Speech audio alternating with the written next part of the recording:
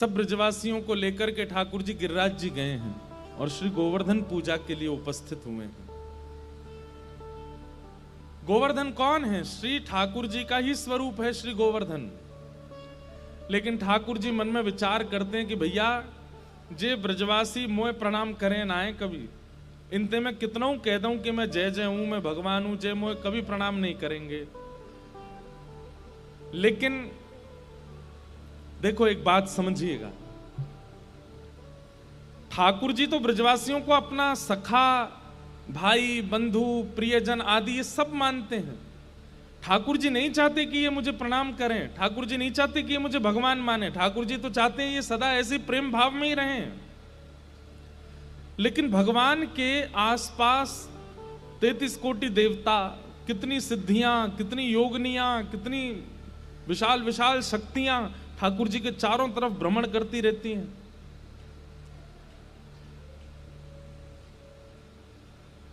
जिसको हम ये कहते हैं कि प्रोटोकॉल ठाकुर जी का, वो तो चारों तरफ रहता ही है। वो कहीं ना कहीं कम ज्यादा आंकना शुरू कर देते हैं लोगों को। उन्होंने मन में विचार किया कि भाई ये ठाकुर जी के गले में गलवैयां डाल के घूमते हैं, सिर पर चढ़ जाते हैं, कभी इनको गैया की तरह बैठा देते हैं, स्वयं इनके ऊपर चढ़ जाते हैं। अरे ये तो परमात्मा है, इनको प्रणाम करना चाहिए। तब ठाकुर जी ने विचार किया कि ये मेरे आसपास रहने वाले देवी देवता आदि आदि ये जो भी शक्तियां हैं, ये तो भगवान के साथ रहती ही हैं।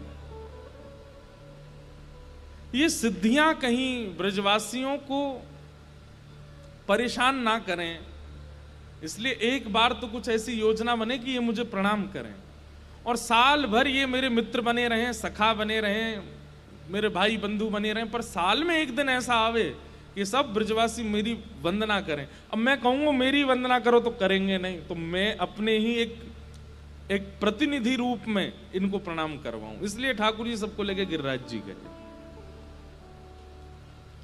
और गिरिराज जी जाकर के ठाकुर जी बोले भैया पूजो जे ये सांचो देवता। ब्रजवासी बोले लाला हम कैसे मान लें कि ये सांचो देवता? बोले तुम परिक्रमा लगाओ, भोग लगाओ, प्रार्थना करो और नई देवता प्रकट है जाए तो मोते कहियो। ब्रजवासी बोले देख ले लाला, सांची को देवता होना चाहिए। ठाकुर जी बोले सांची को देवता होएगो कैसे पहचानोगे? बोले 4 भुजा होनी चाहिए वाकई। ठाकुर जी बोले 4 भुजा वारो ही आवेगो, चलो। चारों तरफ परिक्रमा करके 56 भोग पधरा करके जैसे ही ब्रजवासी उन्हें आंख बंद करके प्रणाम किया, इतने में ही ठाकुर जी ही एक विशिष्ट श्रृंगार करके चतुर्भुज रूप धारण करके, एक रूप से तो 2 भुजावारे नीचे खड़े हैं और 4 भुजावारे बनकर के ठाकुर जी श्री गिरिराज जी के ऊपर प्रकट हो गए।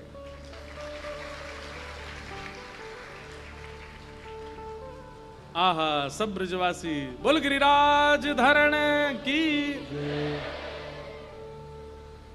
लाओ ब्रजवासियों भोग, लाओ ब्रजवासियों भोग। चारों भुजाओं से ठाकुर जी कह रहे हैं लाओ भोग लेके आओ।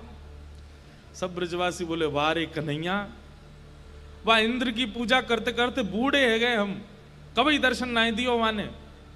ये तेरो सांचो देवता देख नेक एक परिक्रमा में प्रकट है गो। ठाकुर जी बोले अब देरी मत करो, जल्दी जल्दी जाओ, अपनी अपनी सामग्री पधराओ। सब ब्रजवासी जा रहे हैं अपनी अपनी सामग्री ले ले करके।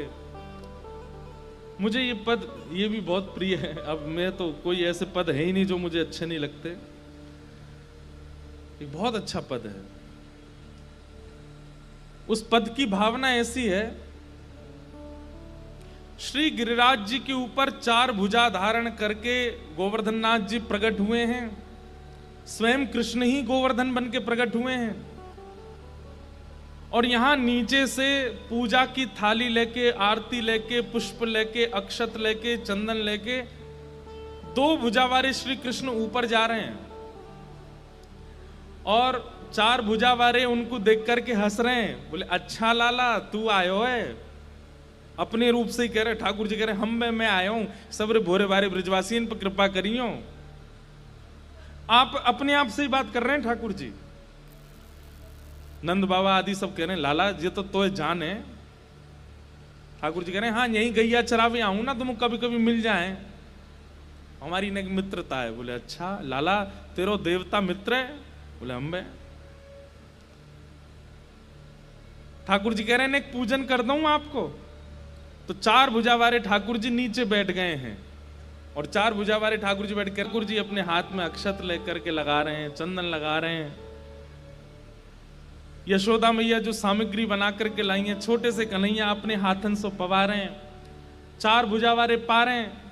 ठाकुर जी कह रहे हैं पूरा पानो पड़ेगो। 4 भुजा वाले कह नहीं आधो पाऊं आधो तुम पाओ। अब ये लीला देख करके दूर खड़ी खड़ी किशोरी जी मंद मंद मुस्कुरा रही हैं और नेत्रों से आंसू गिर रही।